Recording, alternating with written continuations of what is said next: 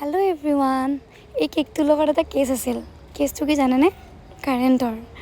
ৰাতিপুৱা 5টাৰ পৰা 12:30, দিনৰ 12:30লৈ আমাৰ কাৰেণ্ট নাই, কিন্তু কেকটো ডেলিভাৰী কৰিছোঁ 11টা বজাতে। কেনেকৈনো কৰিলোঁ কিয় জানেনে আপোনালোকে? ৰাতিতে আইচিং আৰু ক্ৰাম কোটিংখিনি কৰি থৈ দিছিলোঁ, নহ'লে কিমান যে অসুবিধা হ'ল হয় ৰাতিপুৱা যদি বনাম বুলি ভাবিলোঁ হয়। সেইকাৰণে আগদিনাই অৰ্ডাৰ দিব লাগে, কেকটো ৰেডি হৈ থাকে অকণমান হ'লেও। আৰু এই কেকটো মই ৰাতিপুৱা মৰ্ণিং পঠাই দিওঁ, জানেই যিহেতু গণেশগুৰিত লাগে সেইকাৰণে।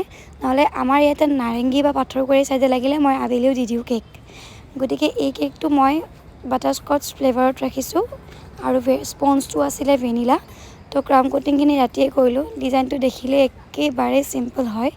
ৰাতিপুৱা একেবাৰে ভয় লাগি আছিল, কাৰেণ্ট আহিব বুলি আশা কৰি আছিলোঁ, তথাপিতো নাহিল।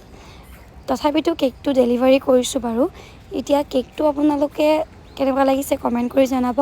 আৰু যদি এনেকুৱা ধৰণৰ কেক অৰ্ডাৰ কৰিব বিচাৰে তেনেহ'লে স্ক্ৰীণত নাম্বাৰটো দিয়া আছে, আপোনালোকে অৰ্ডাৰ কৰিব পাৰে। কেকটোৰ ডিজাইনটো মই বেলেগ এটা দিম বুলি ভাবিছিলোঁ। ল'ৰা মানুহৰ ডিজাইন পোৱাটো একদম টান দেই, সেইকাৰণে মানে ডিজাইন দিলে ভাল। আচলতে ল'ৰা মানুহৰ কি ডিজাইন দিমনো এনেকুৱা লাগে।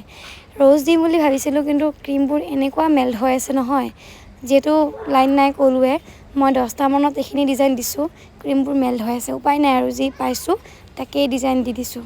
কিন্তু বেয়াও লগা নাই, আপোনালোকৰ বেয়া লাগিছে নেকি কমেণ্ট কৰি জনাব। ব্লু কালাৰটো নিউ হয়, আৰু কালি যিহেতু অৰ্ডাৰ এটা আছিলেই ইমাৰ্জেঞ্চি অৰ্ডাৰ, তাতেও মোৰ অলপমান পিংক কালাৰৰ ক্ৰীমো ৰৈ গৈছিল, নোজল ভৰোৱাই আছিল। সেইকাৰণে সেইটোৰে অকণমান ডিজাইন দি দিছোঁ কেকটোৰ ওপৰত। আৰু চকলেটেদি মই নামটো লিখি দিছোঁ, বেলেগ একো নাই, হেপী বাৰ্থডে লিখি দিছোঁ। আৰু চুগাৰ বলছ কেইটামান ওপৰৰ পৰা দি দিছোঁ, আৰু বৰ্ডাৰটো মাৰি দিছোঁ ব্লু আৰু হোৱাইটত। গতিকে আপোনালোকৰ কেকটো কেনেকুৱা লাগিলে কমেণ্ট কৰি জনাব। অৰ্ডাৰ কৰিব বিচাৰিলে স্ক্ৰীণত নাম্বাৰটো দিয়া আছে। আজিলৈ আহিছোঁ।